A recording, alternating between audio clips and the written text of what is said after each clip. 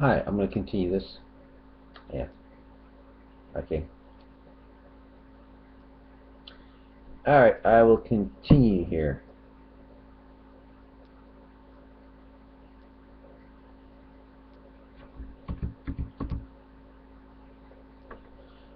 Okay.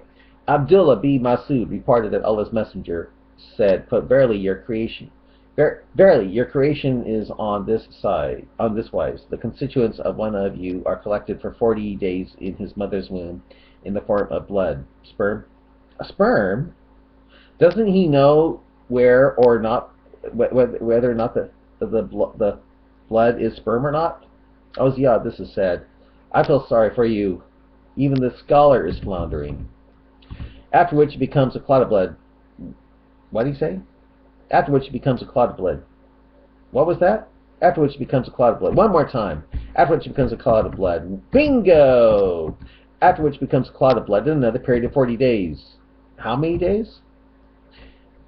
After which it becomes a clot of blood in another period of 40 days. So it's not just Sunnah.com that I'm familiar with it has it this way. Even this Muslim site that he sent me to has it this way. After which it becomes a clot of blood in another period of 40 days. Right! Then it becomes a lump of flesh, and 40 days later Allah sends his angel to it. And this is translated wrong because evil Jews, right? Thus, according to Muhammad, quote, the drop of sperm remains in the womb for 40 days. And it's blood. For 40 days it's sperm? Are you kidding me? 40 days it's sperm? Man. Well, let's continue here. And this is something he sent me to. I guess he didn't think I was going to read this. Then it becomes a clot for a further 40 days. What? It becomes a clot. And this isn't Sunnah.com. This is something he sent me to. Isn't he to lie and say it becomes like a clot? Wow. Don't tell me, Ziad. But I bet you're going to say this guy is not a Muslim, but is an evil Jew trying successfully to make Mo sound like a caveman even here, right? Then a lump of flesh for 40 days. Well, there you have it. Even he says 40 days. Man, it shouldn't even be a second. It shouldn't even be a second. Wow. Then it goes on. It has been shown that human sperm can only survive inside a woman's reproductive tract for a maximum of 7 days. You think? So what does that tell you? If it's not blood, the embryo becomes, but is sperm. What does that tell you, O slave of the best deceivers? What? And then it continues. At 80 days, the embryo has very definitive acquiring the shape of a human being that looks nothing like either a clot or a mouthful of flesh. Yeah. Don't tell me. The site you sent me to was accidental, and you sent it to me unaware it was a site created by evil Jews, right? I'll continue. At 11 weeks, fetus, real size 7.5 centimeters, but according to Muhammad, still at the alaka stage, a clot of blood. Exactly! The final stage of human development, which the Quran describes, is the creation of bones and the clothing of bones with flesh. However, according to modern embryologists, including Professor Moore, the tissue from which the bone originates, known as mesoderm, is the same tissue as that from which muscle flesh develops. So, in other words, Mr. Moore is not in agreement with the Quran after all. Is not in agreement with the Quran after all. And you, talking to Ziad, and you feel this helps the Quran not sound like it was written by a caveman. Well, I'll continue. Thus, bones and muscles begin to develop simultaneously rather than sequentially. So does this tell? So what does this tell you about the Quran? It is written by a caveman, or are you going to say that this article is written by evil Jews? What am I to believe here? Continue. He sent me to the site where they're quoting from the hadith that I know. No, that's on Sunnah.com, but this is no mention of Sunnah.com, so I take it does say 40 days.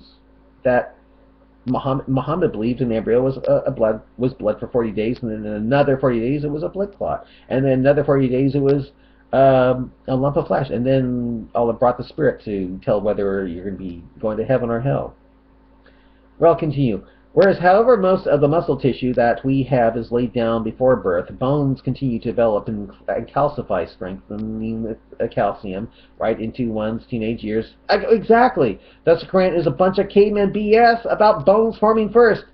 Notice that he'd rather talk about this than the fact that embryos are blood clots. I guess I can see why. Well, it continues. So far from bones being clothed with flesh, it would be more accurate if the Quran had said that muscles started to develop at the same time as bones, but completed their development earlier. Exactly. The idea that bones are clothed with flesh is not only scientifically completely false, but is completely copied from the ancient Greek Dr. Galen, as we shall see shortly. Well, this is something. Now you're going to say that what follows attacks this, true? I'll check that out. And I do. Oh, I see. There is a Muslim response. This I've got to see. Okay, now I'm going to read the Muslim response. Let us repeat what the missionary himself says. To establish a definition for Allah, we might take a look at the Kamus al-Mahit, one of the most important Arabic dictionaries ever compiled by Muhammad ibn Yaqub al-Farazabadi, AD 1415. He says that alaka has the same meaning as a clot of blood. Will the sir call it the clot? I would say so. This is the clearest example of intellectual dishonesty on his part. Then why is the sir called the clot, even in this century? Let's see, how much time do I have left? I do have. I have time. Yeah, this is the Kamus al-Mahit does not just say that alaka means a clot of blood and leave it at that. Well, Surah 96 does. The full definition follows. 1. Blood in its normal state of blood, which is extremely red or which has hardened or congealed. And Surah 96 and Muslim Book 33 have it this way. Have it this way. How come? I thought all those words couldn't be corrupted. 2. A piece thereof. 3. Everything that sticks. 4. Clay that sticks to hands. 5. Unchanging enmity of love. 6. Zu'alak is the name of a hill of Banu Asad, where they defeated Rabi'ah ibn Malik. 7. An insect of water that sucks blood. 8. That portion of a tree that is within the reach of animals. Yet Surah 96 and Muslim Book 33 have it as a blood clot. And in Muslim, it's for 40 days. How come? And even he took me to the site that had it for 40 days also. I thought all his words couldn't be corrupted. As should be clear from the above that there are numerous meanings of the word, all meaning something different. Yet Surah 96 and Muslim Book 33 have it as a blood clot, and in Muslim for 40 days. How come? I thought all his words couldn't be corrupted. But they are all derived from the sense of attachment or clinging.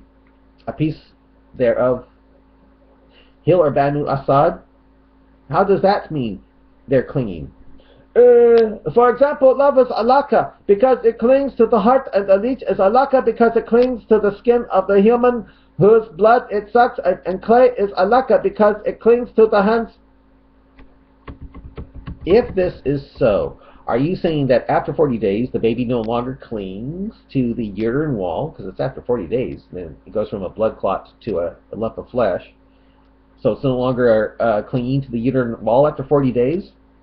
Faithful translation of the word in English would be, quote, anything that clings or sticks that is clinging thing, because this would allow the meanings of the word to be preserved. Again, are you saying that after 40 days the baby no longer clings to the uterine wall? Moise Amjad writes the following in his article, quote, what was man created from?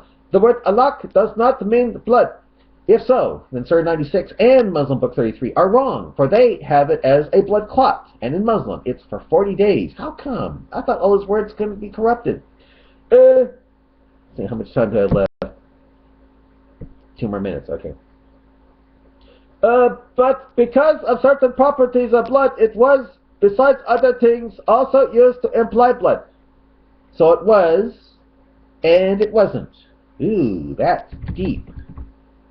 Not really. The real meaning of the word, as would be obvious from analysis of all the meanings stated above, is anything that sticks to or hangs with something else.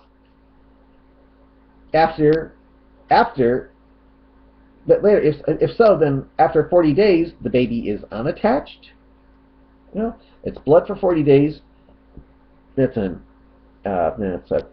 blood clot for 40 days. And but they then say it's not blood, it's a leech.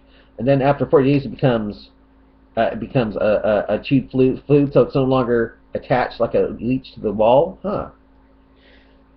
Okay, so the baby then becomes unattached and no longer a leech. The word was used for blood because of the well-known property of blood being sticky as soon as it starts to dry out. How does it dry in the womb to become a clot of blood? The word was used for mud because its obvious property is sticking to the hands. Looks like, in order to try to divert from Surah 96 and Muslim Book 33, that it is as a blood clot, and in Muslim for 40 days. In Sahih Muslim, it's 40 days.